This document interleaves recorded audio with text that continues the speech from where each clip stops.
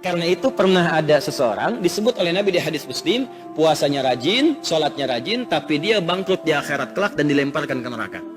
Itu ada di hadis Muslim dari sahabat Abu Hurairah. Disebut orang muflis oleh Nabi. Jadi di akhirat itu begini, Pak. Ini ya, Bu ya. Kata Nabi, yati yaumal qiyamati bi salatin. Ada orang ahli salat datang di hari kiamat, rajin salatnya. Wasiyamin, rajin puasa. Wa zakatin, rajin zakat. Cuman maaf, wa yati qad syatama hadza. Cuman rajin juga mencela orang. Ini Nabi kalau sampaikan pasti terjadi. Ada orang ahli salat rajin mencela, akan ditemukan. Rajin puasa, rajin nyela. Rajin taklim, rajin berselisih, ada. Ya, hati-hati. Rajin haji, ada. Tapi sayang, maaf. Wa daraba hada, senang berkelahi. Puncaknya wasafa kadama hada, ada yang menumpahkan darah dan menyebut nama Allah di dalamnya. Sekarang kebukti. Orang serang tembak orang lain, Allahu Akbar. Bom orang lain, Allahu Akbar. Dengan konteks yang salah. Kebuktian.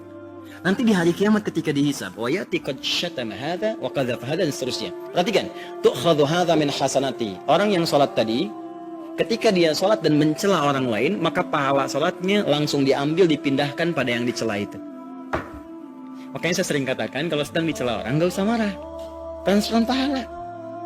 Dan enggak usah bikin status juga. Alhamdulillah ditransfer pahala oleh si dia tuh dasar mencela, pindah juga. Itulah akibatnya dosa mencela, tapi ditunjuk orangnya. Itu sama aja pindah. Jelas ya?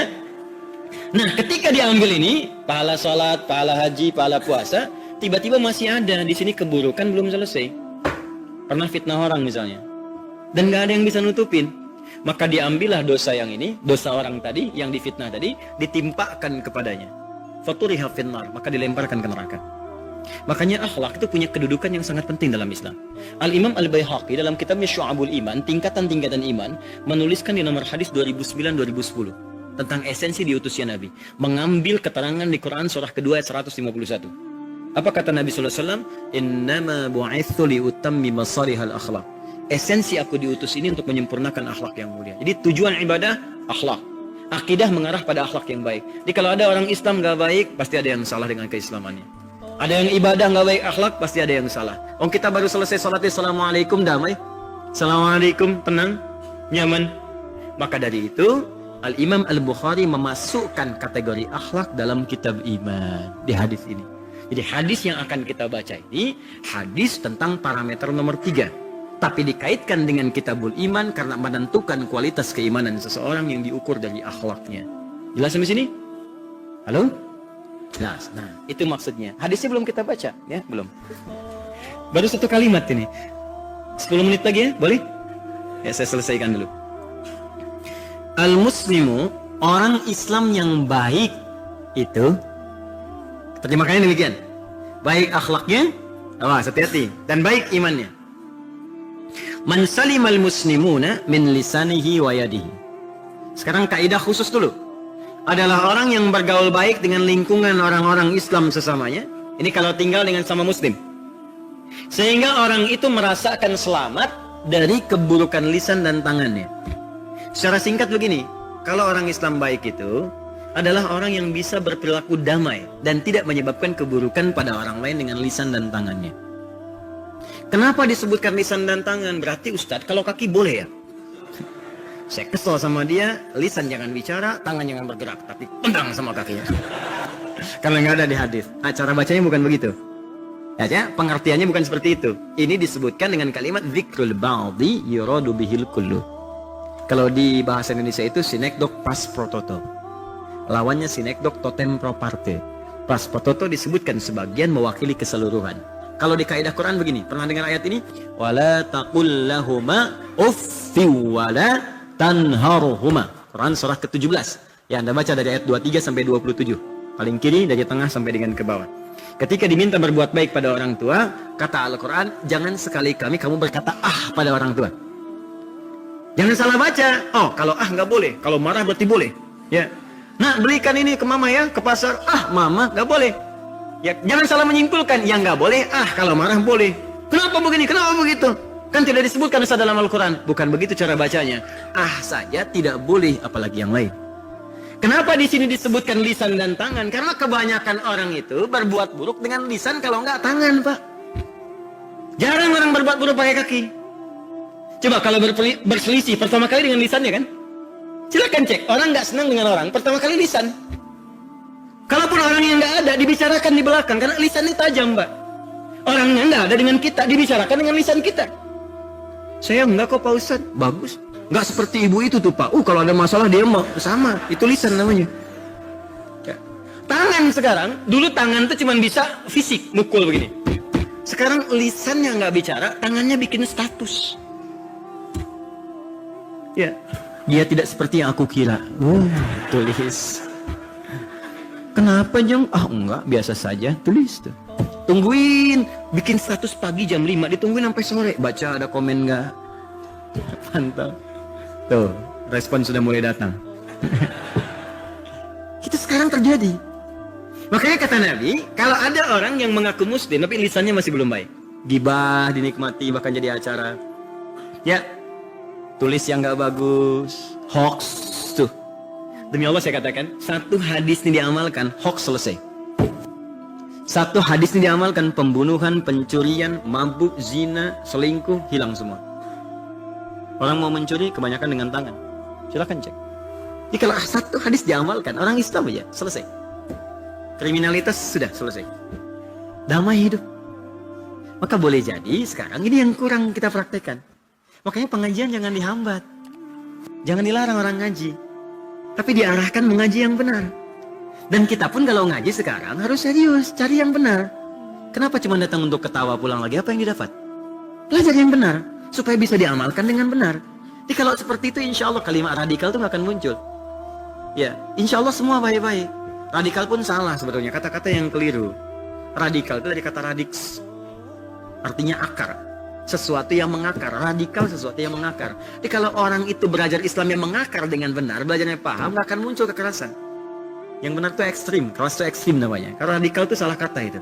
Makanya ada kopi radix yang diracik dari akarnya. Itu asalnya. Saya mengajarkan sesuatu yang keilmuan ya, ranahnya keilmuan. Makanya kalimat-kalimat sekarang, isu-isu yang dibangun itu kita jawab dengan akhlak. Jangan dengan argumentasi capek.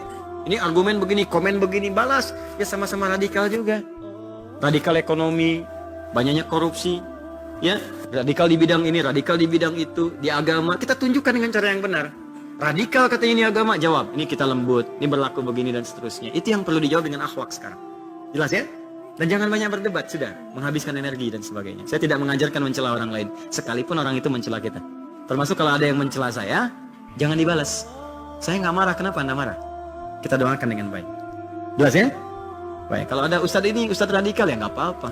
Saya dikasih gelar dari Universitas Amerika, International Passion University, ngasih gelar ke saya, Dr. Honoris Causa di bidang dakwah moderat. Di Amerika memberikan gelar ke saya sebagai dai moderat. Anda nyebut saya radikal, Anda kurang minum susu. Tapi kan tidak harus berdebat, kita jawab dengan akhlak, dengan mulia. Jelas ya? Baik, ya jangan rame-rame lah. Baik, teruskan. Fokus baik-baik. Ini kalimat pertama. Jadi jaga lisan. Tolong perhatikan ya. Sebulan lagi kita ketemu. Saya harapkan keluarkan oleh kita. Ya, keluarkan oleh kita kalimat hadis ini. Jadi mulai sekarang tahan lisan. Bawa ke rumah tangga. Suami istri sedang ada, maaf ya, perbedaan pendapat. Tahan lisan. Jangan mencela. Awas hati-hati. Jangan dibicarakan di belakang. Ibu pengajian, awas. Awas hati-hati. Kelemahan perempuan itu banyak di lisannya. Laki-laki banyak di matanya. Awas hati-hati, perempuan dua, di lisan dan di telinga. Ya hati-hati, Bu ya, kalau nerima telepon dari orang gak dikenal, udah, batasi aja. Lisan kalau bicara dengan teman-teman tuh ada di Quran surah 4, ayat 34. Sekalipun ibu kumpul-kumpul, jangan sampai berbicara pada sesuatu yang gak harus dibicarakan. Apa diantara contohnya? Perempuan istri solihah tidak akan mengungkit tentang suaminya ketika tidak sedang bersamanya.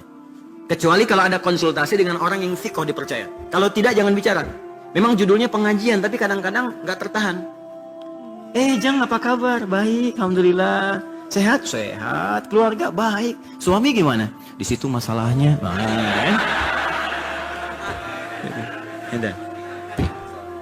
Ya, karena itu disebut nisa. Ibu tahu nisa artinya?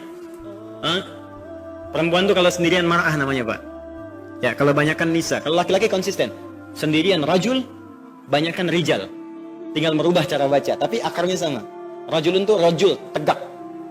Kuat, berwibawa. Makanya kalau ada orang berbicara sudah tidak tegap lagi, maka berkurang kelaki-lakiannya. Apa kabar? Nah itu betulan itu. Ya.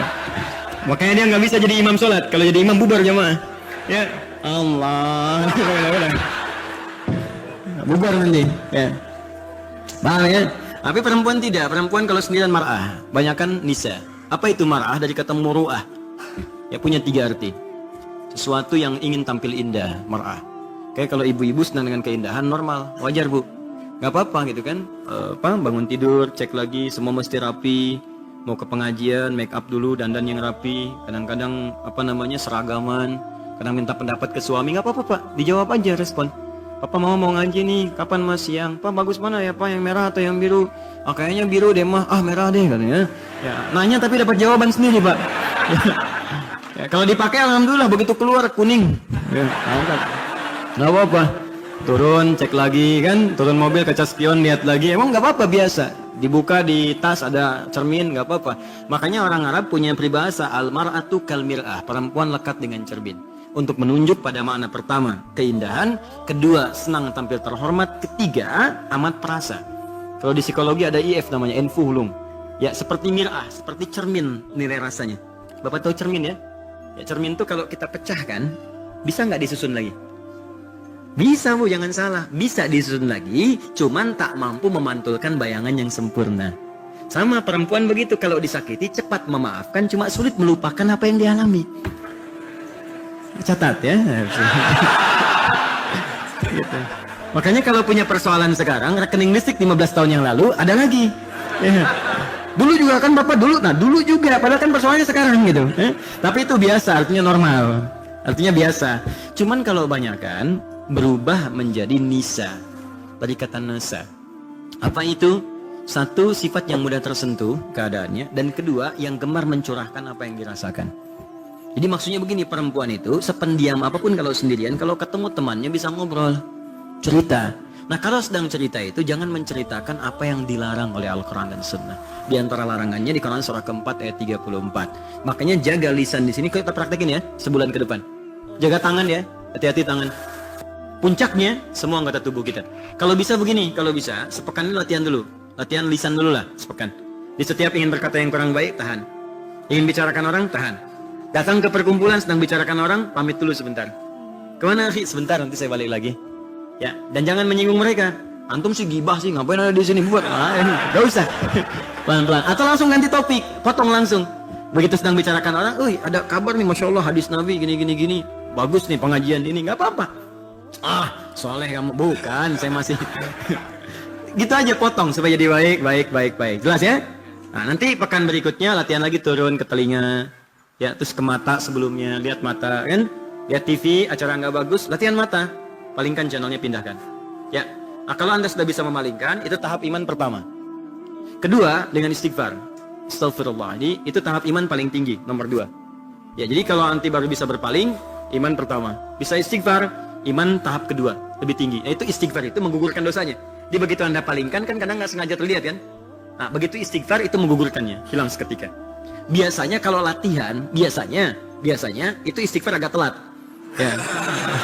Ya. Atau gini, yang sering terjadi istighfar cepat tapi berpaling telat. Ya, itu sering terjadi. Astagfirullah. Tapi nggak pindah-pindah itu. Ya. Nanti lama-lama kebiasaan juga hilang. Ini prakteknya. Saya nggak pengen anda belajar hafal ini.